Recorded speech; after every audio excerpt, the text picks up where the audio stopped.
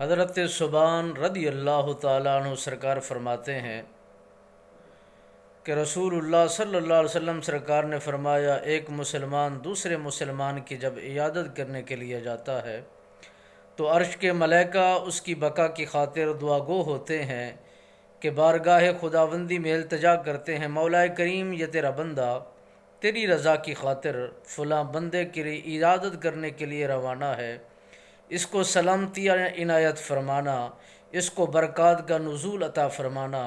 اس کی عمر کے اندر برکات عطا فرمانا، اس کی رزق روزی میں برکتیں نازل فرمانا اور اس کے گھر کے اندر سکون کو داخل فرمانا۔ یہ صحابی رسول فرماتے ہیں کہ رسول اللہ صلی اللہ علیہ وسلم سرکار سے میں نے فرماتے ہوئے سنا،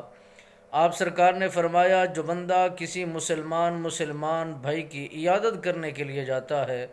تو مالک بے نیاز اسے جنت میں ٹہلنے کا موقع عطا فرماتا ہے۔ یعنی وہ عیادت کرنا اس چیز کے حساب میں، اس انداز میں اس کو یہ اجر دیا جاتا ہے، یہ اس کے لیے یہ راستہ آسان کر دیا جاتا ہے کہ وہ یوں سمجھے کہ وہ جنت کے اندر گھوم رہا ہے، جنت کے اندر وہ چکر لگا رہا ہے۔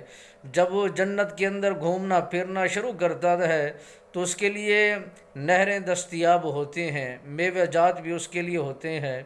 تو مالک بے نیاز فرماتا ہے اس کے لیے اس انداز میں آسانیاں پیدا کر دی جاتی ہیں کہ رب لم یزل نے، خالق و مالک نے فرما دیا کہ جو بندہ مومن میرے کسی بندے کے ساتھ پیار کرتا ہے، میری رضا کی خاطر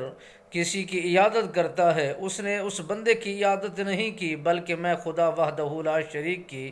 اس نے عیادت کی ہے۔